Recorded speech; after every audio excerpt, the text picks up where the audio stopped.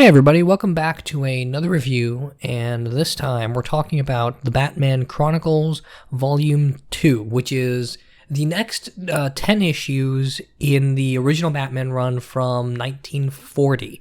The first volume went up to the end of 1939 and then 1940 with the first issue of Batman, and this one opens with the second issue of Batman, then Detective Comics number 39 to 45, then Batman number 3, and then a New York World's Fair 1940 comic that essentially just has Batman and Robin in it, and they talk about how it's kind of a rare issue, and they weren't able to find it for a while. So it's cool that that's in there, and that it got recolored, and it looks so much better than I assume the condition that they found it in. So this is a good volume. I don't know if I like it as much as the first volume, and that's not because the stories are worse or anything. One of my gripes with the initial volume is Batman has that great first appearance costume with his ears parted and the small bat and kind of the oval belt, and he's got the regular purple gloves, and he just looks awesome through the whole first 2 or 3 issues, probably 4 or 5 actually. And then we just kind of jump off of that and we give him the gray and blue suit, which looks a little bit more toned down. And the story quality hasn't changed. You still get art that's really reminiscent of that, but I miss that costume, and there is none of that costume in here, so I don't know, I automatically don't like the art as much just because of that, but that's not to say it's bad. It's actually really well done, and that's one of the few talents Bob Kane has, is that he's good at atmosphere, and a lot of that's probably because Bill Finger was able to give him the right directions and how to write these scenes, and there's a lot of really clear Bill Finger influences, and so Bob Kane has very little to do with the success or the quality of this book. But every now and then you see something like a panel where 2 characters are talking or Batman sneaking around, and it looks legitimately good. You still have that lurking thing where Batman's completely shrouded in his cape and you don't see anything except like 2 small eye holes. He's always kind of in the background and hiding behind curtains and listening through walls and stuff like that. He's still kind of a spooky night character, and they didn't lose anything by adding Robin. One of the big criticisms people lob at early Batman is that the whole thing goes downhill after Robin's introduced, and I can't disagree with that more, because Robin does not weigh down the stories at all. You're still getting the exact same quality storytelling, the exact same type of stories, and the same variety of stories, except now Robin is used where it's necessary. There's a good chunk of issues where Batman just does things by himself, and then calls in Robin when he needs help, or when he needs to do something else, or he needs to send someone undercover or something like that.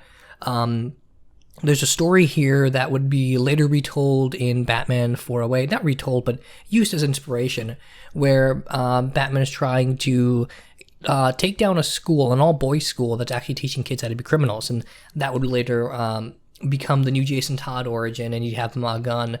And in this, he sends Dick Grayson there undercover. And you see there he's using Dick Grayson as an asset as opposed to just kind of doing a whole bunch of stories just for childhood wish fulfillment. The book is still kind of dark and spooky and a little bit eerie, and Robin does a lot to give us natural dialogue and to kind of help us through the action scenes. Because the action scenes are always good, but you can only see Batman beat up the same things over and over again, and you get a really great visual dynamic between Batman and Robin, where they actually fight with each other really well, which is not something I thought I'd see. Even in post-Golden Age comics, even when you read like stuff in the 90s where it was like the highlight of the extended Bat family, you wouldn't artistically get scenes where Batman and Robin are kind of teaming up and dual attacking people the way you watch in something like Arkham Knight. The fact that it's in here in Golden Age and you get to see Batman and Robin like really work together is something I was not expecting whatsoever. So Robin does not tone these stories down at all. You still get the same murder mysteries and stuff. And there is murder still in this. People say that the deaths stopped coming in the book after Robin showed up, but that's not true. Joker kills people all over the place. Clayface kills people all over the place. There's lots of criminals that have got knives and weapons, and Robin's around dead bodies and such. It doesn't tone down anything just because Robin's a presence. So that's probably one of the best things about it, is that this is probably not the definitive, because I still think Tim Drake is the best Robin, but this is kind of the perfect encapsulation of what I think worked about the Golden Age, and that's that it's so minimalistic, that it's so clear with its intent, and it's so clear with its commentary, and it's so clear with its characters. Like, you aren't getting anything that's unnecessary. You're not getting anything here that's we're pandering to this crowd, or we're kind of just stuck in this niche of story. This really represents a really great broad spectrum of Golden Age stories, and this is probably the best example of the Golden Age being able to take a character and not relegate him into just basic archetypes. Because, of course, at this point, these characters were still kind of finding their identities. And so it is a little bit naturally easier to kind of make them branch out into many different places. But at the same time as Batman and Superman, there were a lot of side characters, particularly like EC Comics and stuff, the people that did horror, where you'd get very specific characters only doing one kind of story. And Batman is a character that early on you'd think would just get relegated to just basic noir and basic detective mysteries, and happy to report that he isn't done that way. He's got elements here where there's murder mysteries, there's gangster stories, there are supernatural stories, there are fantasy stories. There is a good mix, and Batman is held consistently throughout the whole volume. And that's the best way to do it, is to make Batman the straight man in a really bizarre universe. This also features 2 Joker stories, and the Joker in the Golden Age is more like an evil gangster type character. He's almost like suave and debonair. Like he's got an issue where he just opens things like playing the violin, and he knows classical music, and he's always kind of like sitting behind a desk and plotting and manipulating. He's very much kind of a classy guy, which is not something you see. And it's not classy in a parody sort of way. He's just legitimately a classy person who just happens to look like a Joker, look like a clown, basically.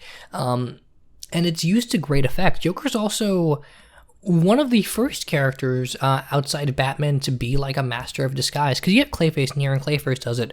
But Joker's able to put on makeup and wigs and stuff and look like a completely different person. And there was actually a great reveal where Joker's plotting around and doing something, and you realize that he's actually been in disguise as someone else the whole time. And it's done really well. It's a good surprise. And it's not held as kind of gimmicky. He's not like the Joker just happens to be the one villain we like to draw a lot, and so here he is all over the place. He's used very sparingly, and when he's used, it feels like something's important's going on. The first time we see him, there's a newspaper article that says Joker found barely alive, and he's being recuperated at a hospital, and Batman says, okay, we got to kidnap him and take him to one of my psychologist friend specialists so we can rehabilitate him. And the idea of Batman wanting to rehabilitate the Joker from his inception, I think, is really cool. Because Batman and Joker as a dual identity, as 2 characters that go back and forth with each other and become the counterbalances for each other, wouldn't be something that's handled well or brought to the forefront until the 70s. But you're already seeing some of the foundation for that Batman legitimately cares about this guy and Joker legitimately doesn't. And you can read that as kind of a duality. And the Joker, again, is used to great effect here when he's, even when he's like, for most of the issue, just kind of incapacitated, when he shows up again, it means something. And people respect the guy, and he feels like, almost like what Black Mask would ultimately become in the 90s and early 2000s. He feels like that kind of unifying mobster force for Gotham City. And of course, this isn't Gotham yet. They haven't mentioned Gotham by name yet. We're still kind of in New York. But New York City, back in the early days, used to be nicknamed Gotham. There would be a lot of buildings and such in New York that were called Gotham, and that's just naturally how Gotham spun out of New York City in the comics. I don't remember them calling any place specifically Gotham in this issue, and there are some very specific New York landmarks. So this isn't the point where Gotham City becomes a thing yet, at least to the best of my knowledge. But Joker is still kind of the unifying force of whatever city Batman is in. The first Joker story has to do with that rehabilitation. The second Joker story has to do more clearly with him getting revenge on Batman, and that one's done really well as well. And Joker falls into the water, and we think he's dead at the end of that story too. And that's kind of a Joker trope that we'd see early on and gets repeated every now and then in the comics much later.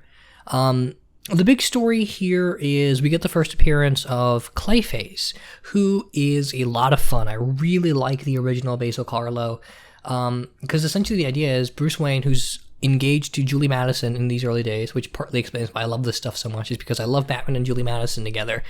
And she's an actress, and she's just got a really big role in a remake. And it's a remake of a Basil Carlo film. And Carlo is actually going around trying to ruin the production and kill people in an attempt to stop the film from being remade. And I think that's really interesting, especially now when we live in a time where remakes and reboots are the norm, that everything gets remade and rebooted, whether or not it deserves it, whether or not it's warranted, whether or not you have a story to tell. So we don't actually know the specifics of what the remake would be like, because it's not about that in the book. But to read something like that now, where an old actor who is really proud of his work doesn't want it reinvented that way in the 1940s of all times, it's a really interesting idea.